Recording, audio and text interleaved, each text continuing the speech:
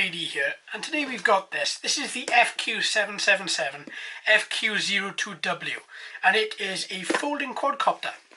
Right then, let's turn this round and let's open her up. So we've got a little tab there, and then here's what we get. So we have spare parts box, transmitter, and quadcopter. That is a nice layout. I like this a lot. Okay, let's take out the quadcopter. Wow, that feels really quite weighty. There's some weight behind that. And let's take out the spare parts box.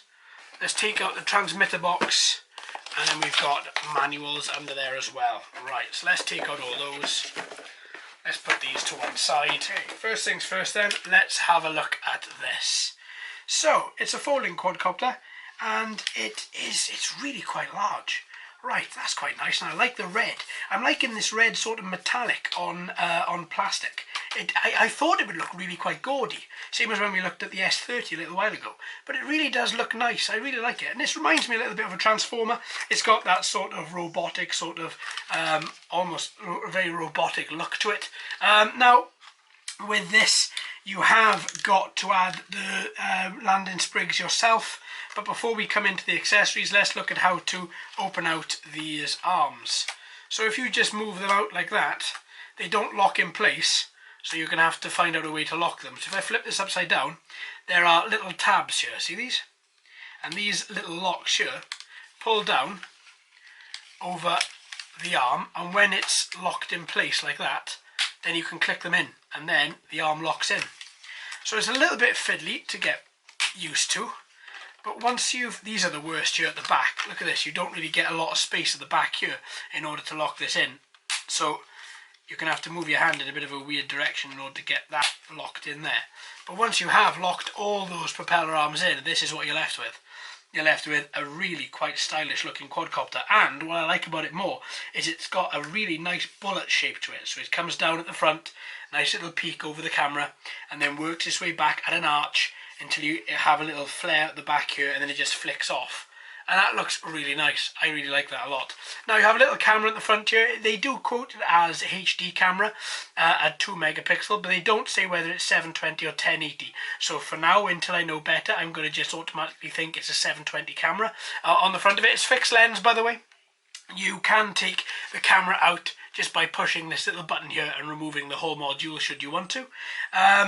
Now, working our way back, as I said, we have a little hood here just to stop any glare and reflection. That's nice. Working our way back, we have status LEDs with an on button. Now, if you click and hold, there we go, 3 beeps, quadcopter's on. Green LEDs in the front, orange LEDs in the back. You can see these LEDs underneath them as well. That's nice, see them from top and bottom. And then likewise, click and hold, you hear 1 beep and she turns herself off. At the back, this is where the battery is, and this battery does come out. All you've got to do is pull it. Now this particular battery is a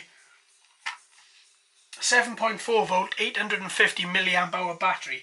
It takes roughly an hour and 20 minutes to charge, 120 minutes to charge, and flying time is 8 to 10 minutes.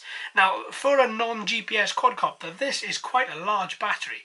And what I mean by large capacity, and yeah, all in all, that's good. I like to see large capacity batteries in quads. It raises the flight time, and I like that a lot. Also, though, it does add a little bit of weight, and that feels really quite nice. Right, as we are talking about weight, let's get a scales. Let's weigh this and see exactly how much it does weigh. So, I think for this, what I'm going to need to do is, what I'm going to need to do is open up the accessory box here. Pull out the accessory parts. There seems to be a couple of screws in there, just laying loose. And the reason for that is because I want to get the full weight of this, the flying weight. So for that, we're going to have to put the landing sprigs on her as well. So it's quite nice to have a little assembly video as well. So let's put that to one side. I'll go through all these bags individually in a little minute. I just, for now though, just want to get these landing sprigs on. I'm not going to screw them in. You can if you want to. As you put them on, in between here is a little screw hole either side. The screws are given to you in the bags. You can screw them in should you want to, but just for this weighing test, I'm not going to screw them in. Now let's turn on the scales. We got a 0. So flying weight of this monster is 259 grams. That is an absolute monster. That is pretty large. And 260 grams. It's just sorting itself out. So 259, 260 grams is the flying weight of this FQ777. That is quite heavy indeed, and over the 250 gram non-licensed carrying weight, should that be active in your area as well. I know that is becoming more active in more and more places now. Alright, so this is what she looks like now with the landing sprigs. That looks nice. I like this a lot. Right, okay. So the style I like, I really do like this. I think this is a nice looking drone. Right, a nice little, also really bright red, almost like fennuals on the top here as well, just keeping those propellers on. If you do need to change the propellers, knock one of these off, little screwdriver, little screw inside there, unscrew it, and off comes the propeller. Right, let's move that to one side then. Let's have a little look what's in these bags. So in the one accessory bag you get 2 spare propellers and 4 propeller guards there as well.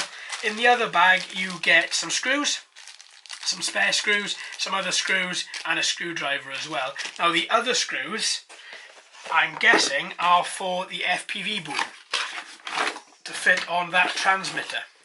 So that's everything inside those 2 boxes. So you get, in the other box, you get a transmitter, and you also get, oh that's nice, a nice FQ777 bag for your transmitter and your accessories. I like that. Right, let's put that to one side. Let's look at fitting this FPV boom on this transmitter. Right, so this transmitter is quite simple. You've got 2 holes here and here. This is where we need to pop the FPV boom in like that. I do much prefer this sort of attachment to the front rather than just to the top or the back of the transmitter. I find these are a lot more stable inside here. So what I'm going to do is I'm not going to use the screwdriver in the bag. I'm going to use one that I've got on my desk, which is quite handy. There we go. Those screws are quite long. So just a little bit of a screw in there.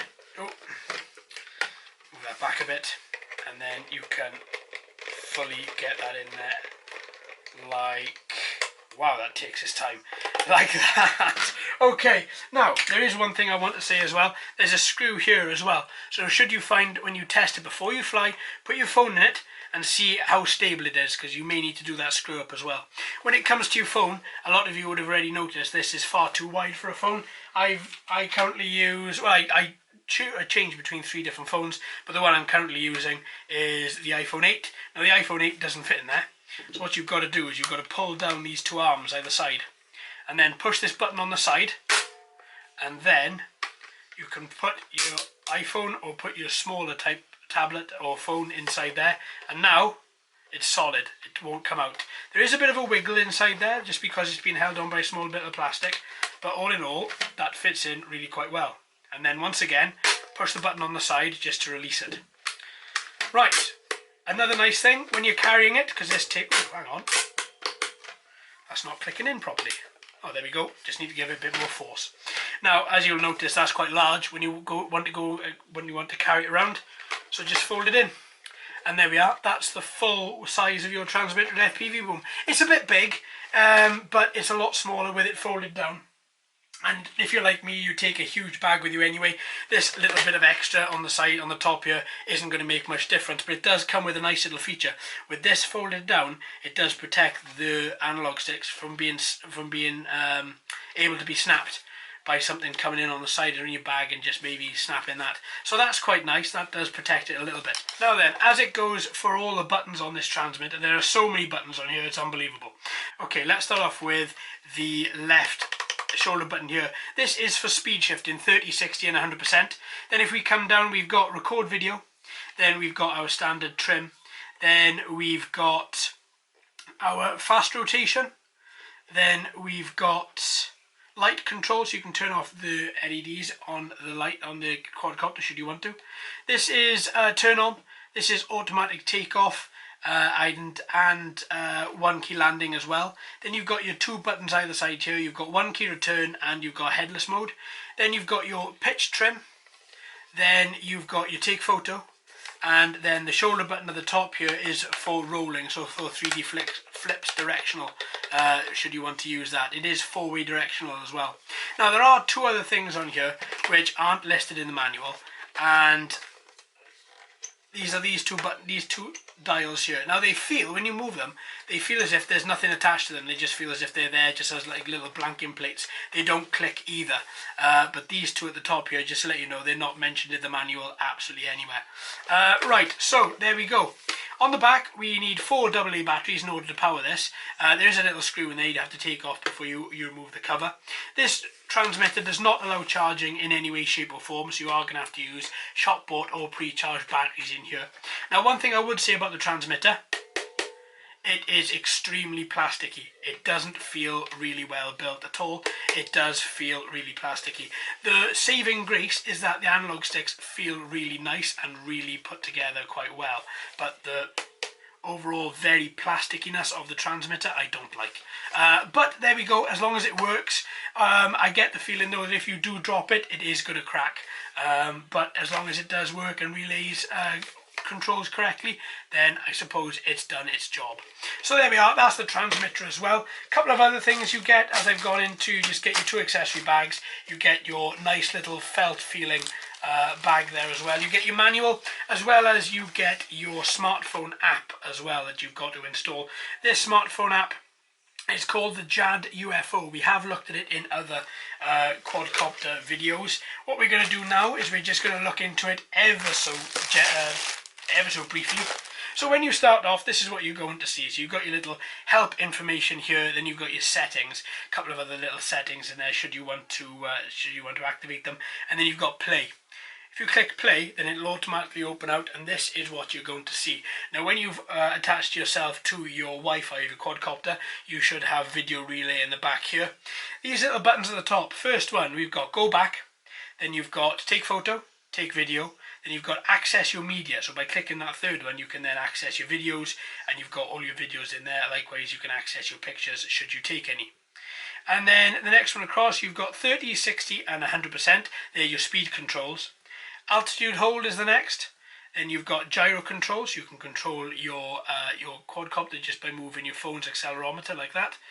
Then the next one you've got is off. Now if you want to use this particular app for controlling the quadcopter, then you just click off and then it turns itself on. Now inside here you've got your analog sticks, your standard pitch, your unroll trims as well, and you've also got a couple of other buttons, 360 flips, as well as another little one there which doesn't seem to be activated at all.